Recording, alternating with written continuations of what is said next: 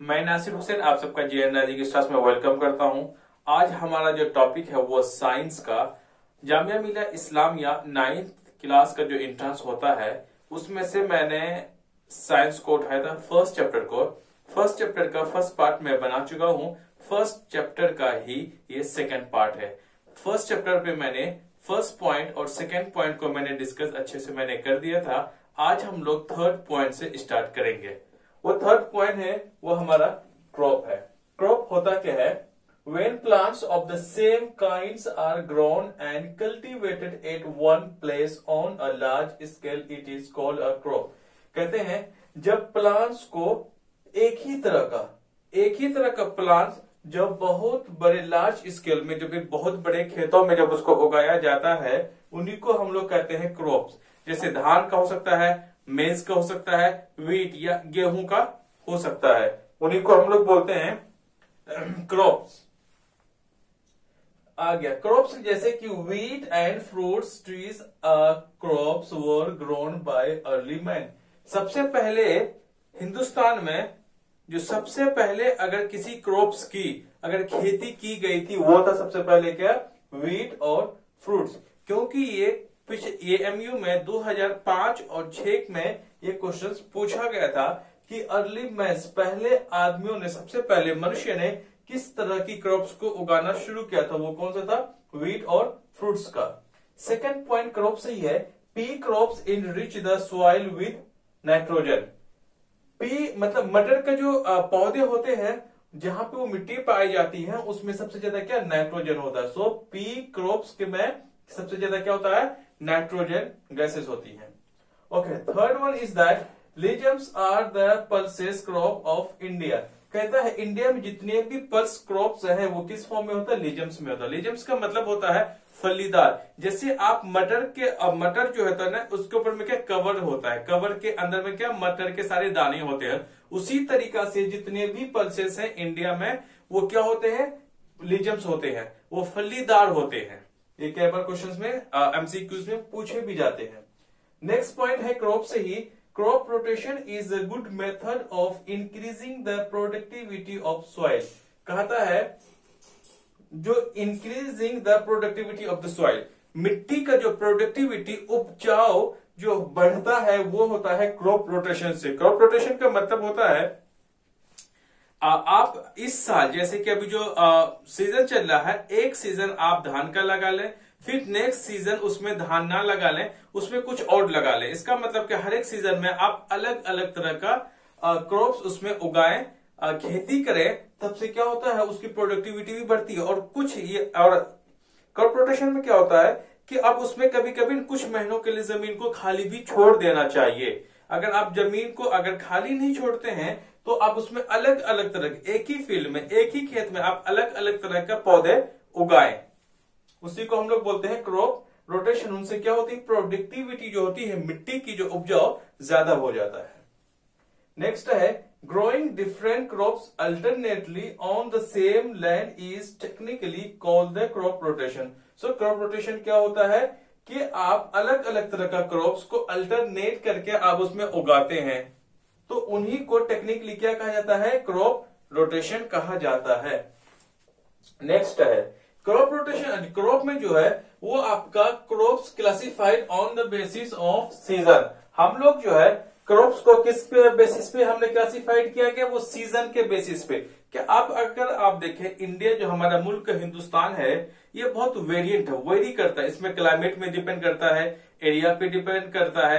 कहीं पे बारिश ज्यादा होती है, कहीं कम होती है, और कहीं पे ठंड ज्यादा होती है, कहीं कम होती है, कहीं पे गर्मियां ही ज्यादा होते हैं। तो उस हिसाब से इंडिया में सीजन के हिसाब से अलग अलग तरह की खेती हिंदुस्तान में की जाती है। सो क्रॉप्स को जो क्लासिफाइड किया गया है वो सीजन के बेसिस पे हम लोग देखते हैं। सीजन के बेसिस पे अगर हम सबसे पहले अगर देखें वो हमारा है रबी क्रॉप्स। क्या है वो हमारा? रबी क्रॉप्स। रबी क्रॉप्स जो है वो विंटर सीजन। विंटर सीजन का मतलब रबी क्रॉप जो हमारा वो ठंडियों के मौसम में उगने वाले पौधे जो हम प्लांट्स उगाते हैं, तो वो किसमें? ठंडियों के मौसम में। हम उसको क्या बोलते हैं? उसको हम लोग बोलते हैं रबी क्रॉप्स। ओके, रबी क्रॉप्स का जो टाइम पीरियड है इंडिया में वो है आपका अक्टूबर टू मार्च।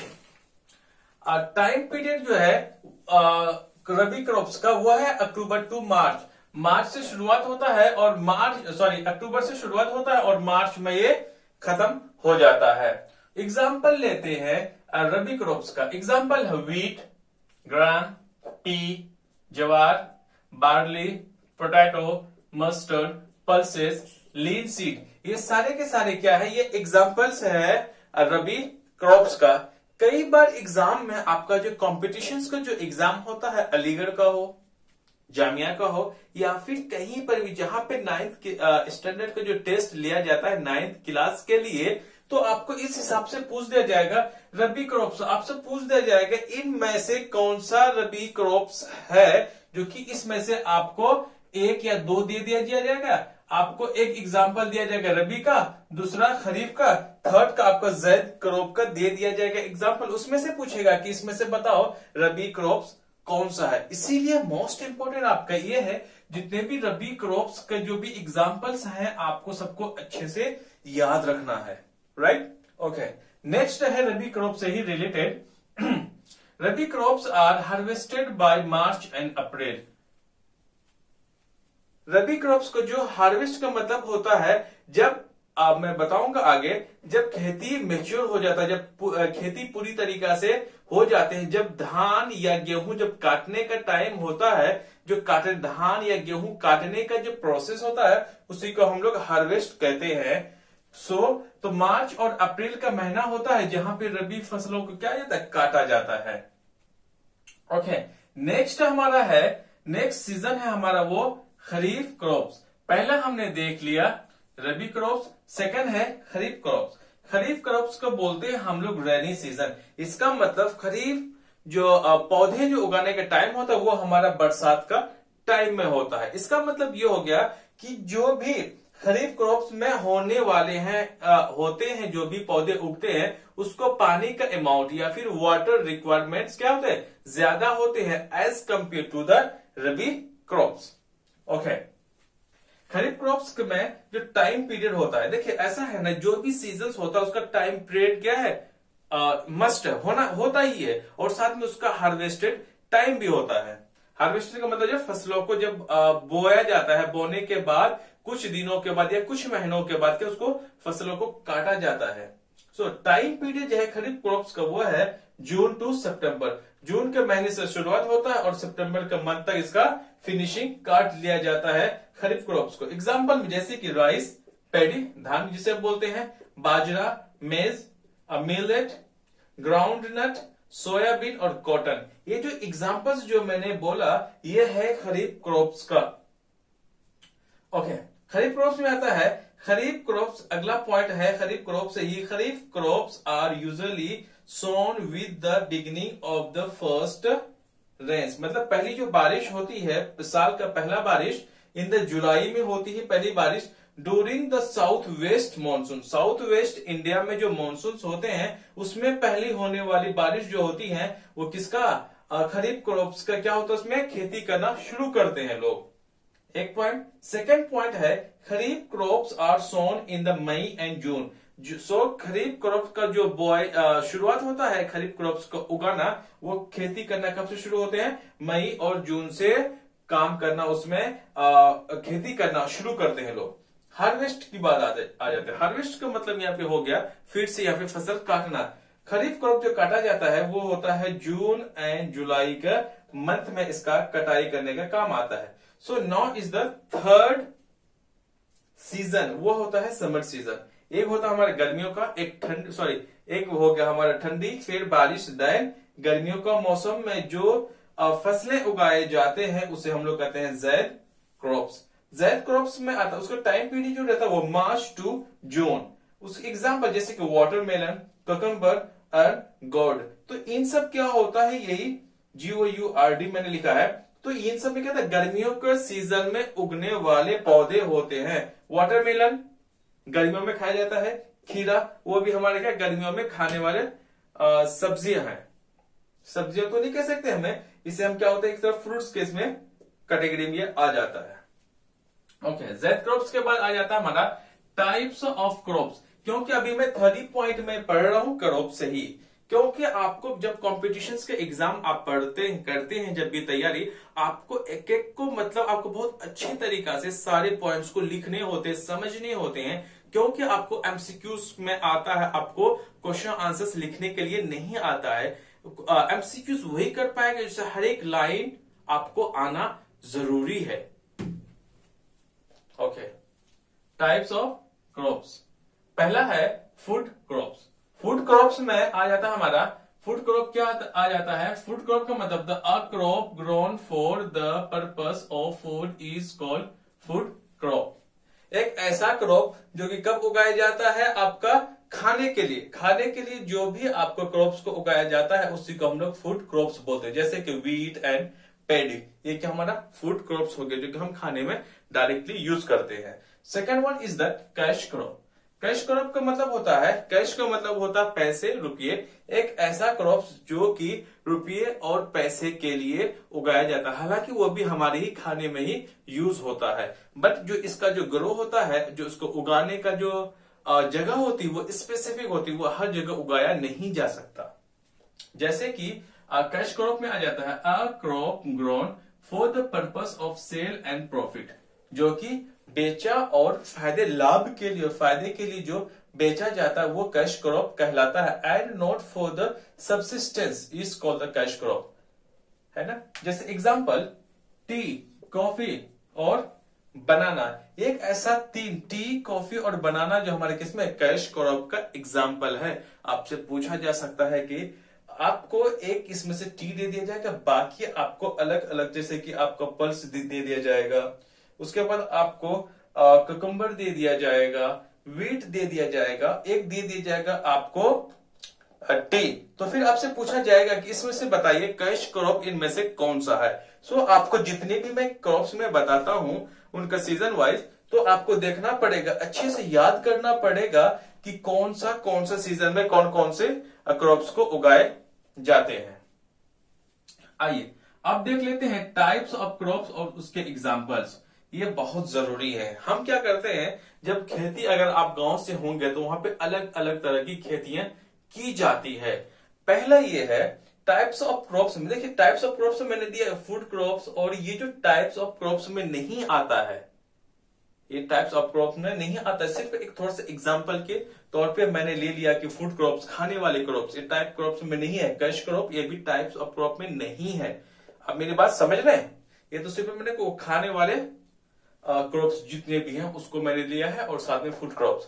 जो मेनली टाइप्स ऑफ क्रॉप्स है हमारा, वो कितने तरह का? 7 तरह के हैं। पहला आपका सीरियल्स। सीरियल्स का मतलब होता है आपका अनाज। अब जब घर में अनाज के बारे जब भी हम बात करते हैं, आप होगा व्हीट, मेज, राइस, मिलेट्स एंड बार्ली। तो यही है हमारे क्या है, ये हमारे सीरियल्स के एग्जाम्पल है।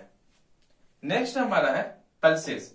पल्सेस में आ जाते हैं दाल, पी, ग्राम और बीन्स। ये किसके एग्जाम्पल्स? हमारे पल्सेस के। आपका जब भी एमसीक्यूज जब में पूछा जाएगा, वो पूछा जाएगा आपका कि पल्स, इसमें से पूछा दे ग्राम, जो किसका एग्जाम्पल है? आपका पल्स का एग्जाम्पल है। Third is that oil seeds. एक ऐसे सीड्स, बीज जिसमें से क्या तेल निकाले जाते हैं, जैसे mustard, sunflower and ground nuts.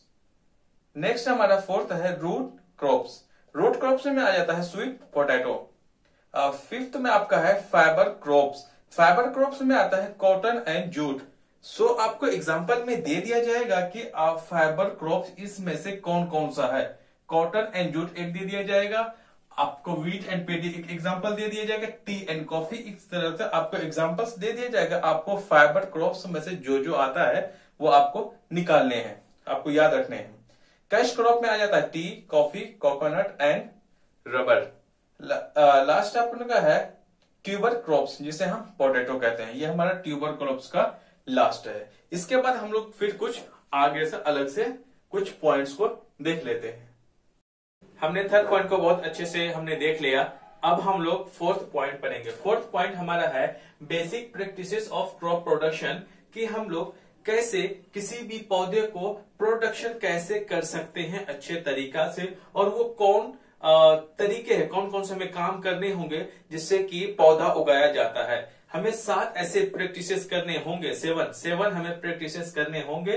Practice का मतलब होता काम कि एक पौधे को हमें उगाने के लिए कौन कौन से काम करने होंगे, वो है 7। आपको 7 पॉइंट्स को देखेंगे, उन्हीं 7 पॉइंट्स को हम बहुत अच्छे से समझ लेंगे कि प्रोडक्शन ऑफ क्रॉप का प्रोडक्शन करने में जितने भी क्वेश्चंस आपके बनते हैं वो आपको इन्हीं 7 पॉइंट्स को मिल जाएगा।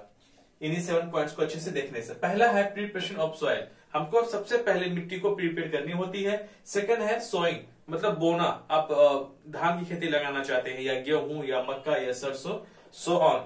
थर्ड हमारा एडिंग मैन्योर एंड फर्टिलाइजर्स, खेत में अच्छे से उपजाने के लिए, क्योंकि ऐसा होता है ना कि आज के टाइम में मिट्टी में उतनी जान नहीं है, उसमें उतनी अब एनर्जी नहीं बची है कि हर साल अच्छे से अच्छे क्रॉप को पैदावार दे सके। इसीलिए हम लोग मैन्योर या फर्टिलाइजर एज हम लोग एनर्जेटिक देते हैं ताकि पौधों को, मिट्टी को ज्यादा से ज्यादा क्या एनर्जी मिल सके ताकि हमारा जो पौधा है वो अच्छा पैदा हो सके। फोर्थ हमारा इरिगेशन, मतलब सिंचाई, पानी पैदाना। फिफ्थ हमारा प्रोटेक्टिंग फ्रॉम वीड्स, कि हम लोग कैसे, वीड्स का मतलब होता है जंगल झाड़, जूट का खेती हो, धान का हो, गेहूं का हो, मक्का का हो, सारी खेतों में क्या होता है, वीड्स होते हैं, जो अनवांटेड प्लांट्स होते हैं जिसे हम जंगल झाड़ बोलते हैं। वो हम कैसे वीड्स को हम वीड्स से हम अपने आप को बचा सकते हैं, मतलब अपने आप में कि आप पौधों को हम वीड्स से कैसे बचा सकते हैं। 6 हमारा हार्वेस्टिंग, कि हम जब सब कुछ कर लेंगे, जब हमारा फसल काटने की बारी आएगी तो हमें फसल को कैसे काटना है, वो हार्वेस्टिंग में आता है।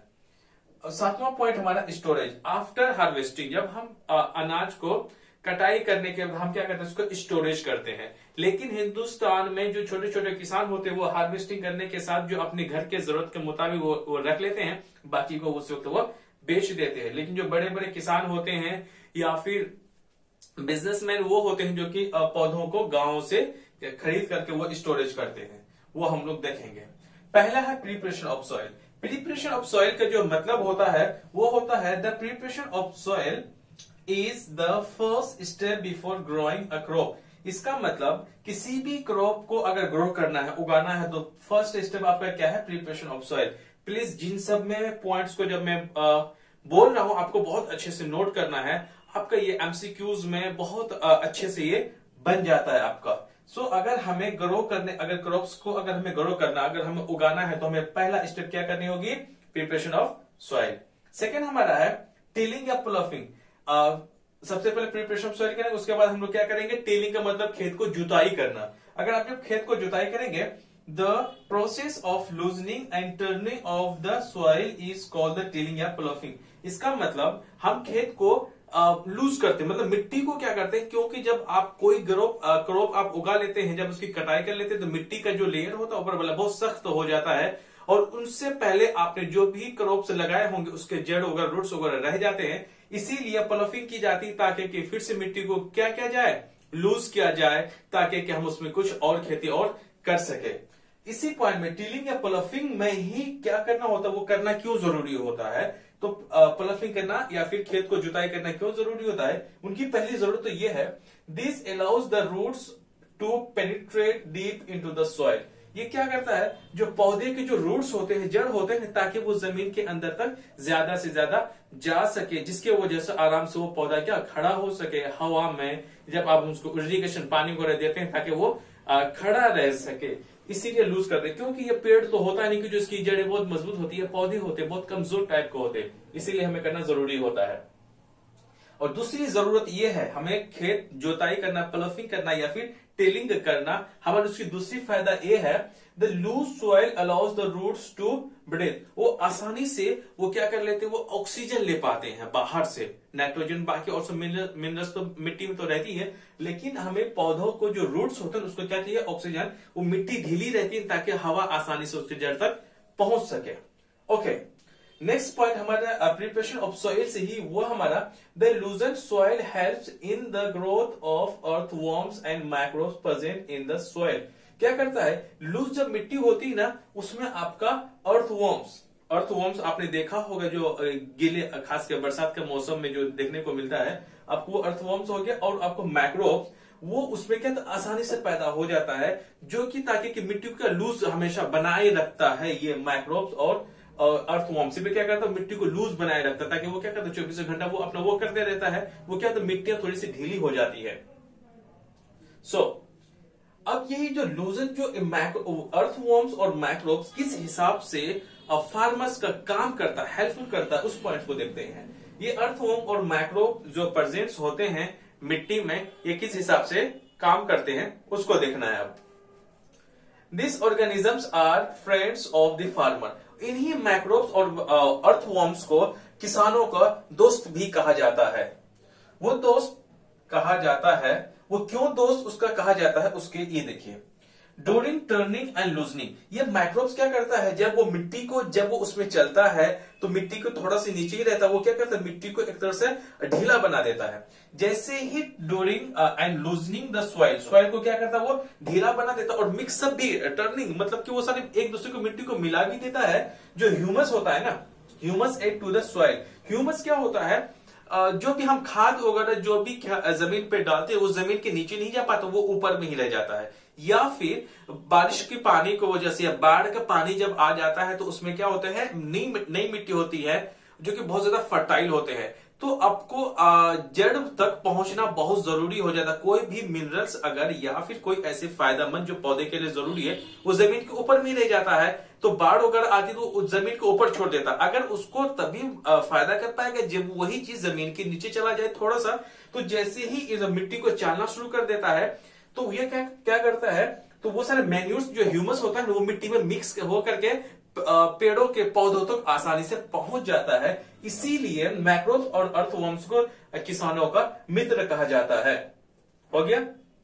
सेकेंड पॉइंट ये है लूजिंग अर्थवॉर्म्स और मैक्रोब से रिलेटेड, वो है द प्लॉव्ड फील्ड में have big piece of soil called crumbles. क्या होता है, जब अगर आप गांव से अगर होंगे तो जब खेत की जुताई की जाती है तो जब मिट्टी क्या होती है बिल्कुल सख्त होती है। जब किसी प्लांट को हम काटने के बाद जब हम दूसरी खेती करना चाहते हैं उसी जमीन पे, उसको जुताई करने के टाइम में जब ट्रैक्टर हो या फिर बैल हल बैल से जब भी खोदते हैं तो इतने बड़े बड़े करम्बल्स मतलब मिट्टी का ढेला टाइप का वो निकल जाता है, इतने बड़े टुकड़े, तो उसी को हम लोग क्या करम्बल्स बोलते हैं। सो आपको इन सारी चीजों को बहुत अच्छे से याद रखना है कि करम्बल्स क्या होता है। जाहिर से पीस ऑफ सॉइल होते हैं। ये कब होता है, ड्यूरिंग द प्लॉविंग, खेत जोतने के टाइम में ये पैदा होता है। फिर उसको तोड़ा भी जाता है बाद में, अब उसको आसानी से फिर बाद में लेवलिंग करने के दौरान फिर उसको तोड़ा भी जाता है। ओके, नेक्स्ट है आपका प्रिपरेशन ऑफ सॉइल से, वो है levelling of soil is done with the help of leveller. ये है कि अगर मिट्टी को लेवलिंग करनी हो, लेवलिंग करने का मतलब होता है ड्यूरिंग द प्लॉविंग, जब हम खेत जोत रहे होते हैं ना, कहीं मिट्टी थोड़ा ऊपर कहीं नीचे, और करम्बल्स का साइज कभी कभी इतने बड़े हो जाते हैं कभी छोटे हो जाते हैं। सो खेती करने के लिए हमें क्या होता है, करम्बल्स ज्यादा बड़े बड़े नहीं होना चाहिए, अदरवाइज वो प्लेन मिट्टी नहीं हो पाती है। तो आप इरिगेशन करने के दौरान कहीं पे पानी जा पाता है, कहीं पे पानी नहीं जा पाता है। फिर आपको काटने के दौरान में और साथ में वीडिंग्स, जंगल को झाड़ हटाने में आपको बहुत ज्यादा दिक्कतें होती है। इसीलिए लेवल किया जाता है ताकि कि जितने भी बड़े बड़े करम्बल्स हो ना, बड़े बड़े ढेला हो, बड़े बड़े या फिर मिट्टी के जो टुकड़े हो वो बिल्कुल आराम से टूट करके छोटे छोटे टुकड़े हो जाए, ताकि क्या फिनिशिंग खेतों की ज्यादा हो जाएगी। इसीलिए लेवलिंग ऑफ द सॉइल किसके जरिए से करते हैं हम लोग, लेवलर के जरिए से हम लोग करते हैं। ये बहुत ही सारे एमसीक्यूज के क्वेश्चंस बनते हैं आपके। ओके, नेक्स्ट है एग्रीकल्चरल इंप्लीमेंट्स आर प्लो। क्या होता है कि एग्रीकल्चर जो इंप्लीमेंट्स होते हैं, जो टूल्स होते हैं, जैसे कि हल है, हल किस चीज का बना होता है भाई, आपका पहले प्लव हल, सेकेंड आपका जो एग्रीकल्चर इंप्लीमेंट्स, आपको क्या दे देगा, आपको चार ऑप्शंस दे देगा। उसमें से पूछेगा आपसे कि भाई आप बताओ कि एग्रीकल्चर इंप्लीमेंट्स कौन सा है। तो इनमें से कोई भी अगर आपको एक दिख जाए, प्लव हो, उसके बाद आपको कल्टीवेटर, ये सारे के सारे किसका एग्जांपल्स है, ये आपके एग्जांपल्स हैं एग्रीकल्चर इंप्लीमेंट्स का। नेक्स्ट और आखिरी बात ये है, only a few centimetres of the top layer of the soil supports the plant the growth. क्या होता है, मैंने आपको बताया कि जो ये पौधे होते हैं, पेड़ नहीं होते, जो पेड़ के क्या होते हैं, जड़ क्या होते हैं, बहुत जमीन के नीचे तक रहते हैं, कि उसकी हाइट बहुत ज्यादा ऊंची होती है। सो प्लांट्स की हाइट उतना ज्यादा नहीं होता, कभी इतना, कभी हमारे पैरों का, कभी घुटना तक ही कुछ ऐसे प्लांट्स होते हैं। तो वो उनकी जो जड़ है ना ज्यादा मिट्टी तक नहीं जा पाता है, तो उसका कुछ अ फ्यू ऑफ सेंटीमीटर्स। तो यहां से ये एमसीक्यू से बनता है कि प्लांट्स की जो अंडरग्राउंड तक उनकी जो साइज होती है, या फिर अंडरग्राउंड तक कितना सेंटीमीटर है, कितनी तक जाता है। आपको अ फ्यू सेंटीमीटर दे देगा, कभी 50 सेंटीमीटर, कभी आपका 10 सेंटीमीटर, कभी 20 सेंटीमीटर। तो आपको अ फ्यू सेंटीमीटर आपको ऑप्शन मिलेगा। लगभग अगर माना जाए कम से कम वो आपका 7, 8, 7 या 8 सेंटीमीटर तक ही वो आपका नीचे तक उसकी रूट्स जा पाते हैं। वो डिपेंड करता है कि कौन सा आपका प्लांट्स है। जूट का प्लांट ज्यादा, जितना ज्यादा पेड़ ऊंचा हो, मतलब पौधे ऊंचे होंगे तो उसकी जड़ उतनी ही नीचे तक पहुंचेगी, और जितने छोटे आपके प्लांट्स होंगे उसके रूट्स उतना ही कम जमीन के नीचे तक जाएंगे। So thank you very much guys. मैंने यहां तक आपको मैंने समझाने के मैंने बहुत अच्छे तरीके से मैंने कोशिश किया है। इसके बाद में नेक्स्ट जो टॉपिक्स हमें जो आएगा वो हमारा सोइंग से लेकर के कोशिश में करूंगा कि स्टोरेज तक मैं बना दूं। इस आज में बेसिक प्रैक्टिसेस में सिर्फ मैंने प्रिपरेशन ऑफ सॉइल को ही मैंने आज देखा। सो गाइज आपको करना क्या है, आपको इसको बहुत अच्छे तरीका से नोट्स करना है। मैं आपके सामने जब मैं बढ़ा रहा हूं, देखिए जब मैं वीडियोस बना रहा हूं, आप सब जानते हैं कि दुनिया भर में अभी महामारी कोविड-19 की वजह से लोग बहुत ज्यादा परेशान है इस वक्त। सारे इंस्टीट्यूशंस, कोचिंग सेंटर्स अभी बिल्कुल ठप पड़े हैं, बिल्कुल वो बंद पड़े हुए हैं। तो आप हर टीचर, हर स्टूडेंट्स कभी तक घर तक या फिर कोई सारे बच्चे कोचिंग तक अभी सिचुएशन में तो नहीं पहुंच सकता है। सो हमारा जो ये जो YouTube के जरिए से हम आप तक पहुंच पाते हैं और आप हम तक पहुंच पाते हैं। सो प्लीज आप इसको ना बिल्कुल ऐसे समझे कि आप क्लासरूम में प्रॉपर आप नोट्स बनाएं। आप विदाउट पेपर पेन के बगैर आप बिल्कुल ना बैठे। आपसे मेरी बहुत दिली रिक्वेस्ट है कि आप प्लीज आप प्रॉपर नोट्स बनाएं, क्योंकि मैं लगातार मैं वीडियोस में लाऊंगा, तब आप प्रॉपर करते जाएंगे तो आने वाले जो 2021 में 2021 में जो एग्जाम्स होने वाले होंगे, इसके लिए आपको बहुत ज्यादा हेल्पफुल होगा। इवन कि अगर आप सारे मेरे वीडियोस को अच्छे से देखेंगे, कि मेरी कोशिश ही यही रहती है कि आपको जामिया में सिलेक्शन दिलाना है। Thank you once again, thank you very much.